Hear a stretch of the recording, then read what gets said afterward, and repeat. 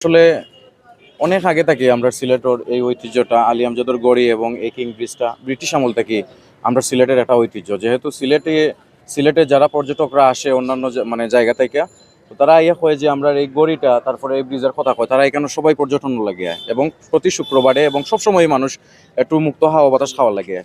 খাওয়া মানে হাওয়া বাতাস খাওয়ার লাগে একটু বালা সময় কাটাই লাগে, অনেকের চিন্তাই হইতো, অনেক খুন হইতো, অনেক মাদকের একটা সাম্রাজ্য আছিল এই এলাকাটা। এবং যৌনকর্মীরা এখানে মাঝে একটা ফাতফাতিয়া বইছিল, যেখানে প্রতিদিন চিন্তাই হইতো, মানুষের একটা ক্ষতি হইতো। কিন্তু অনেক দিন গেল এই সিলেটের যারা আসলা, আমরা সবাই আসলা, কিন্তু প্রশাসনের মুখে চাইয়া আমরা আর কি সবসময় হোল্ড থাকছি, যাতে দেখি প্রশাসনে আমরা এনে কোনো নিরাপত্তা দিতে পারে। তো আমরা এর আগেই প্রশাসনের নিরাপত্তার কথা না চিন্তা করি আমরা নিজে, আমার রনি ভাই আসনের পরে তারা আছে, ওয়াসিম ব্রিগেডের যারা আছে এবং বিডিসি কমিউনিটি, আমরা একটা স্টুডেন্ট টিম আছে সিলেটের নিরপেক্ষ, আমরা সিলেটের স্বার্থে, সিলেটের সব নাগরিকের স্বার্থে, নিরাপত্তার স্বার্থে আমরা একটা অভিযান দিছিলাম প্রাইম সিলেটও।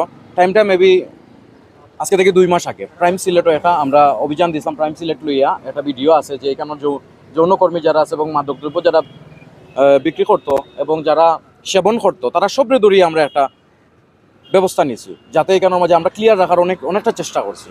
তো আমরা অভিযান দেওয়ার পরে মোটামুটি কয়েকদিন ভালো চলছিল। এরপরে শুনলাম যে হঠাৎ করিয়া যে একজন প্রশাসনের মানুষ মারা গেছে ছিনতাইকারীর আঘাতে, এটা সবাই জানেন অবশ্যই, র্যাব সদস্য। তো ভালো একটা কাজের লাগে র্যাব সদস্য আজকে নিহত যদিও হয়, তাইলে আমরা নাগরিকর কিতা নিরাপত্তা আছে?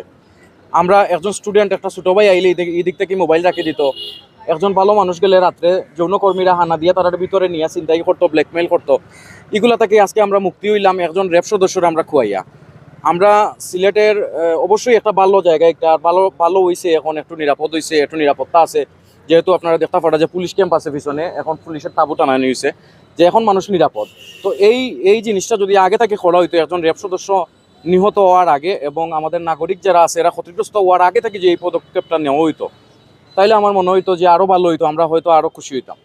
কিন্তু সবথেকে দুঃখের বিষয় যে প্রশাসন খাসে আসিল বা আরও সবাই সিলেট সবাই আছে, সেই কোনো পদক্ষেপ বেশি নিছে না, নিয়া পারছেও না। এরার লগে যে নিরস্ত্র মানুষে কোনো সময় এরার লগে ফাটতো না, এরা অস্ত্রধারী সন্ত্রাস আছিল কেন, যে বা যারা এই সিন্ডিকেটটা তৈরি করছিল, আমরা এর বিরুদ্ধে আমরা একটা অবস্থান নিছি।